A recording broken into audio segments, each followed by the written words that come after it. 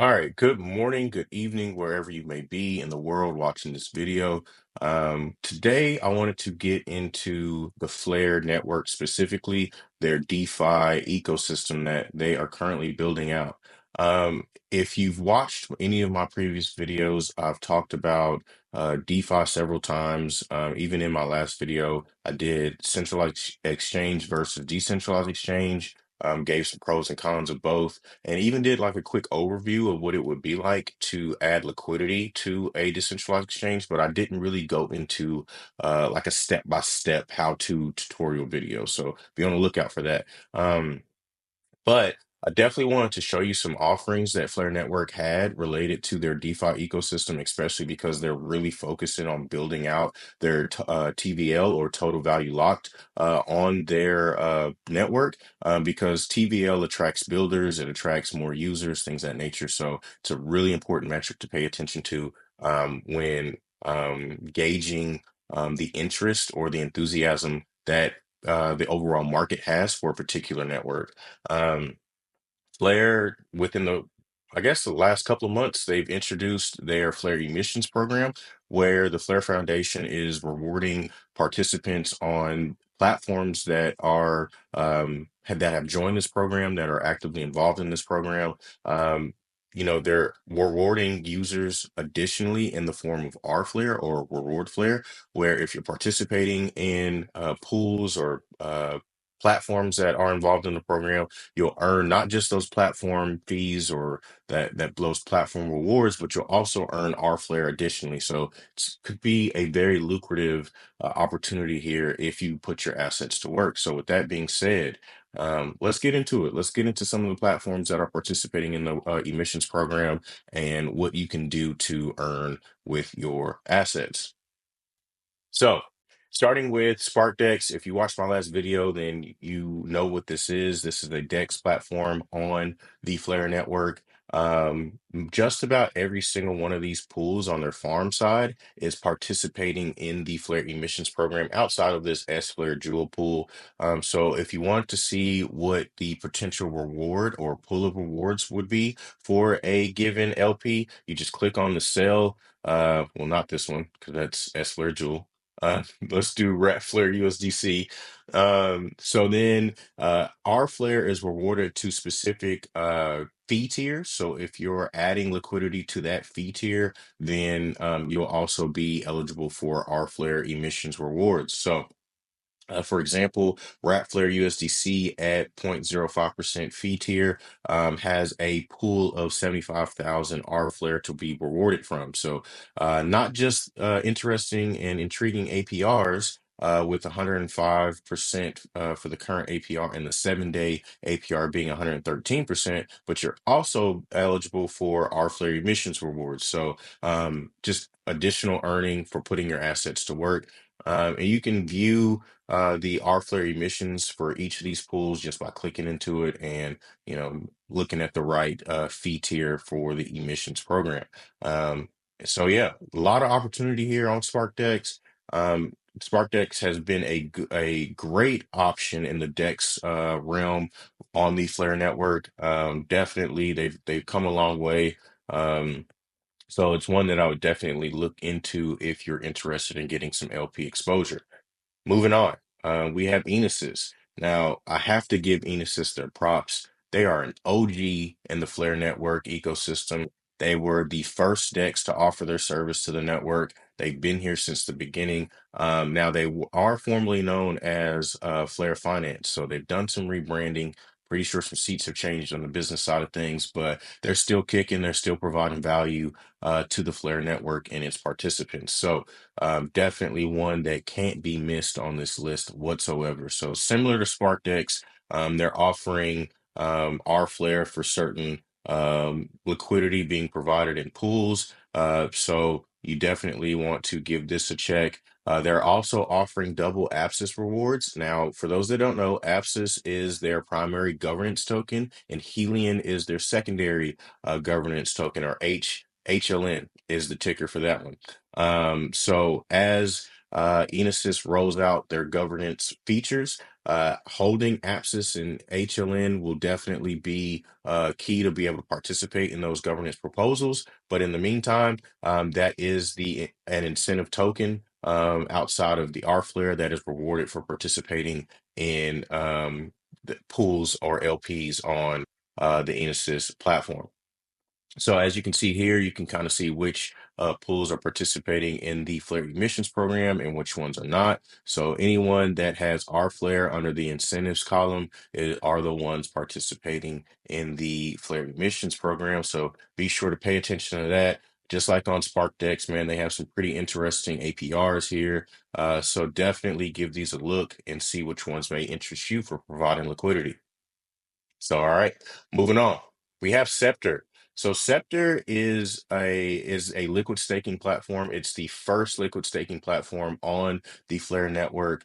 And the way it works is you stake your wrap flare and receive S flare. Now, while you have your wrap flare staked, that wrap flare is earning staking rewards and flare drops, right? So previously, without a liquid staking solution, a user would have to choose between staking their assets and helping secure the network, or utilizing their assets in other areas that could potentially yield a higher APY or higher return. So with a liquid staking solution like Scepter and Sflare, the participant doesn't have to choose. They can get the best of both worlds. So it's a wonderful addition to the Flare network. Um, Scepter directly isn't participating in the flare emissions program, but as you could see on the previous platforms being SparkDex and Enosys, you can utilize S-Flare in a pool that is participating in the flare emissions program. So definitely something that I wanted to make sure I mentioned and gave some clarity to. So yeah, give Scepter and S-Flare a look. Moving on. We have Kinetic. Kinetic is the first borrow lend platform or borrow lend market on the Flare network. As you can see, market assets, they're supplying a total of 16.3 million, it looks like, and total borrow is 4.7 million. So some healthy numbers there for sure. We have way more supply than borrowed, so that's always a good thing for health and stability. And then scrolling down further, you have the assets that you can supply for lending, which are Wrapped ETH, Flare ETH. You have S Flare and two stable coins being USDC and USDT. On the ETH side of things, I'm pretty sure on the borrow side, if you were to just try and borrow ETH, it would be in the form of Wrapped ETH, not Flare ETH, but you could still supply Flare ETH to for people to borrow Wrapped ETH against. So that's pretty flexible, pretty good thing to make sure you know and understand. And then here, this little dashboard here shows you the total APYs for supplying a given asset, gives you the total supplied for that asset. And then on the borrow side, total APY, total borrowed, and total liquidity across the board. So Kinetic gives you some flexibility. I know some people, they love crypto, they love holding their assets, they love stacking their bags, but sometimes, man, you need access to liquidity. I totally understand that. So instead of selling your assets and completely getting out of your position, Kinetic may offer a different take or a different option, being that you could borrow against your assets, get access to that liquidity without necessarily selling them. And Kinetic is also participating in the Flare emissions program. So for lending assets, for having assets staked on this platform, you will be earning rFlare additionally alongside the platform rewards that Kinetic offers. So definitely something you should give a look if you're interested in borrow lend or anything of that nature. So moving on, we have Cyclo Finance, man. This is the new kid on the block. Cyclo Finance offers a different take on leverage for sure. They have their Sysflare token, which can't be more than $1. So it'll range from $0 to one on the high end. And basically the way it works is you bring your S Flare over to Syce or Cyclo Finance, sorry, and you lock it up. Now, when you lock up your S Flare, you'll receive Sys Flare as a receipt token. Now, when you want to go back and unlock your S Flare, you'll need to be sure you have enough Sys Flare to do so. And once with that Sys Flare, you can sell that Sysflare for other assets. You can participate in the LP that Sysflare has. I believe it's Sysflare USDX, so it's against the stablecoin. And yeah, you'll definitely want to pay attention to this dashboard here, especially the current locked price for Sysflare. Depending on the role in which you play in the Sysflare or the Cyclo Finance ecosystem, this price of Sysflare will be key. So be sure to give their documentation a read so you can understand the different roles you could potentially play in the ecosystem and get a better understanding of how this platform works. I know I had to read those documentation or the documents several times before I fully understood how to best use the platform and leverage it for my benefit. So please, please, please read the documentation. And this goes for any platform. Read the documentation before you jump in. Don't just jump in with your assets and you not really have a good understanding on how the platform works, because if you incur losses, I mean, I'm sorry, I got to be blunt. That's on you. It's on you. Because why? You didn't read. Reading is fundamental. That's what my parents always used to tell me. So be sure to read first. So moving on. We have Clearpool Finance. Clearpool, at least in terms of Flare, has brought the first RWA asset or real world asset onto the Flare network, which is USDX, which is the Flare network's first natively issued stablecoin. Man, stablecoins are key to a healthy DeFi ecosystem. So I'm definitely happy that we've been able to get our natively issued stablecoin. If you mint USDX and you stake you stake your USDX on the platform, you'll receive CUSDX, where you'll earn currently a 7% APR on your holdings of CUSDX, and then you can use that CUSDX in other platforms like an LP, for example, where you can then earn additional rewards. So the USDX stablecoin is backed by, I believe, 3-month treasuries. So that is how they are able to mint additional USDX tokens. They have something backing them. It's not just, thin air. So it's, having something like a USDX stablecoin that has a real yield associated with it via treasuries is pretty good. I foresee a change in how stablecoins go about offering or differentiating themselves from the other offerings out there. You definitely want to have something that has like a native yield that's very attractive, and of course, being able to use that stablecoin in other areas of the network is always good as well. So this Clearpool Finance, major pillar in the DeFi space for the Flare ecosystem. They offer services to other platforms, but for the Flare network, we mainly care about USDX and CUSDX. So moving on. Finally, we have BlazeSwap. BlazeSwap is another DEX platform on the Flare network. They also offer their services to Songbird. I forgot to mention that for Enosys as well. They also support the Songbird Canary network, which is the testing bed, if you will, for the Flare network.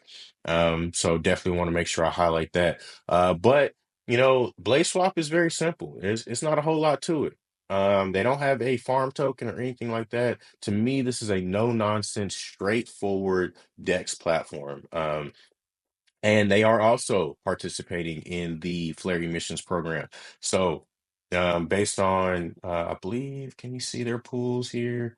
Not without connection wallet. So I won't go into that. But Blaze Swap, man, very simple, very straightforward. You stake your assets, you earn fees through trading fees. That's how you earn a yield on your assets. There's no yield token or platform token to be earned or anything like that. And yeah, you can earn your flare drops as well by having Wrap Flare staked on a platform. So you're not missing out on that. and of course, additional rewards in the form of R Flare or Reward Flare. But that's really it, man. That's really the landscape. That those are really the participants of DeFi, especially the Flare Emissions program. Um, and it's ever growing. I don't think this is the end of it. I do foresee the participation ramping up as more eyes get on the Flare network, as Flare network moves itself into the spotlight. It already has the tech. It already has a surprising TVL under their belt in just short order. So I can only imagine what that total value locked is going to look like in the next year or so, especially with Hugo Fillion, the CEO of Flare Networks, making it a goal to, 5x, 10x even. Um, the TVL on the network. So that's a very ambitious goal. But as we've seen, Flare, they have ambitious goals, and they can deliver. So I wouldn't be shocked if we saw in a year's time that the TVL was 10x. I would not be shocked at all. Matter of fact, as a Flare holder and Flare participant, I would be elated if that happened. So, with that being said, man, let me know how you like this video. I hope you found this video informative. Please give me a like, share this video to other people who may be interested in getting into DeFi or other Flare network holders and participants. Give me a comment. Where are you leveraging your assets the most? Where are you participating in the Flare emissions program in the ecosystem? What are some ideas you may have that you may want to share actually in the comments? And of course, give me a subscribe. And with that being said, man, I'll catch you in the next one. Peace.